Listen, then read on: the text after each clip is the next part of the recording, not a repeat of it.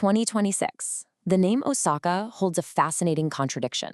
On one side, an athlete, fighting immense odds to reclaim her legacy on the grass courts of Wimbledon. On the other, a historic Japanese metropolis, executing one of the most aggressive multi-billion-dollar infrastructure booms of the 21st century. Two completely different resurgences, bound by one single name. Welcome back to Learning with Pratik. If you're new here, I try to increase neuroplasticity by exploring a new topic every day. I do all the reading and researching so you don't have to. Chapter 1. The Athlete's Resurgence, Naomi Osaka in 2026. So looking at Naomi Osaka's 2026 season, it's been a bit of a roller coaster, to say the least. It's a story marked by intense physical setbacks, followed by some incredibly high-stakes triumphs. We start the year off pretty rocky. After mixed performance at the United Cup, she faces a really painful withdrawal in the third round of the Australian Open due to an abdominal injury. Fast forward to June, and she takes a tough defeat from Aryna Sabalenka at the French Open. But here's where it gets interesting. The turning point arrives on the pristine grass of the All England Club. On July 6, she completely flips the script, delivering a stunning 6-2, 7-6 upset against world number 1 Aryna Sabalenka, and launches herself straight into the quarterfinals. Now, you really can't overstate the sheer dominance it took to pull off that victory. Even Sabalenka herself had to concede the point. She said, "She overpowered me. I felt like it was an incredible level from her." This wasn't just another routine win. This was a resounding statement. Keep in mind, Sabalenka had won all 3 of their previous matchups in 2026. So overcoming that profound psychological and physical hurdle, it's huge. It made Osaka the first Japanese woman to reach the Wimbledon quarterfinal since Ai Sugiyama, way back in 2004. It is just an absolute testament to her resilience. Chapter 2. A Tale of Two Osakas, the City's Evolution.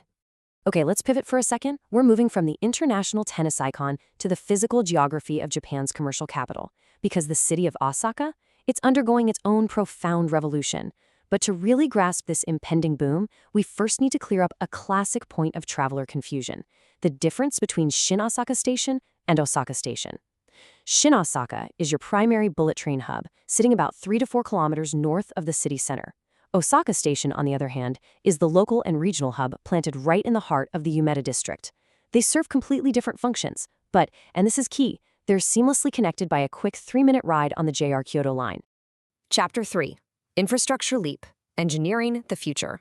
That precise 3-minute connectivity actually brings us to some immense transit engineering challenges the city is facing right now.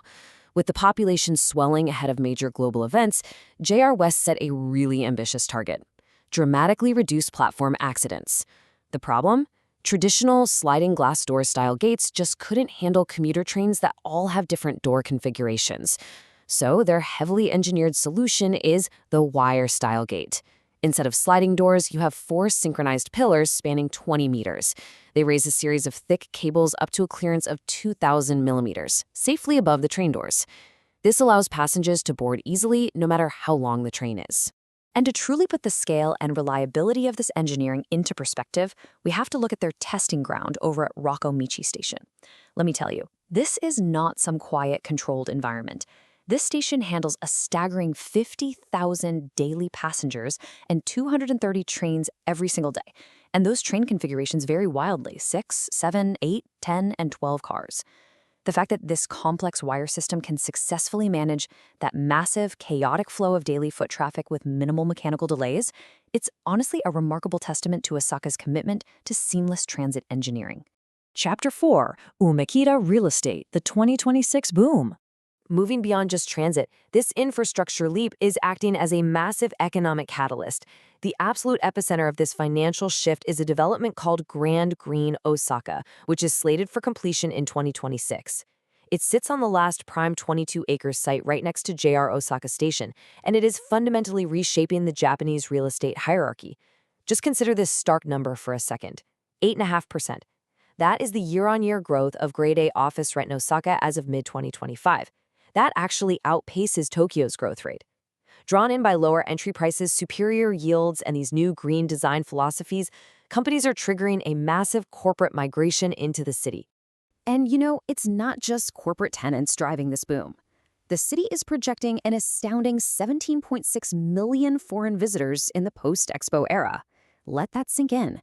That staggering influx is fueling a massive flight to quality across hospitality assets and luxury real estate.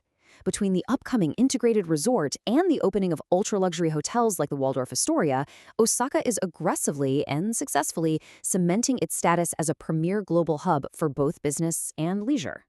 Chapter 5. Local Osaka, Experiencing the Culture.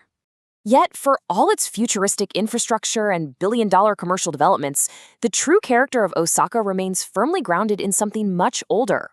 We're seeing cultural preservation blend with modern investment in some really fascinating ways. Take the Tsuruhashi district, for example.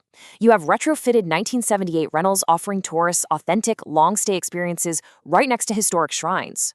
Or look at Shinsekai, which was originally built back in 1903 as the quote-unquote suburb of the future. It remains a vibrant relic of the past. It's here you'll find dedicated cultural spaces like niche model railway shops. It just goes to show that smart investors and tourists alike are finding immense value in the city's historic enclaves. As we reflect on this explainer and this dual resurgence, we're left to ponder a pretty compelling intersection. As 2026 fundamentally reshapes an international tennis icon pushing past her physical limits and a historic city engineering its way into tomorrow, what defines the true legacy of Osaka? Let me know your thoughts in the comments below, especially if you have something particular in mind. Thanks for watching. Tomorrow we open a different page. Until then, Pratik, out.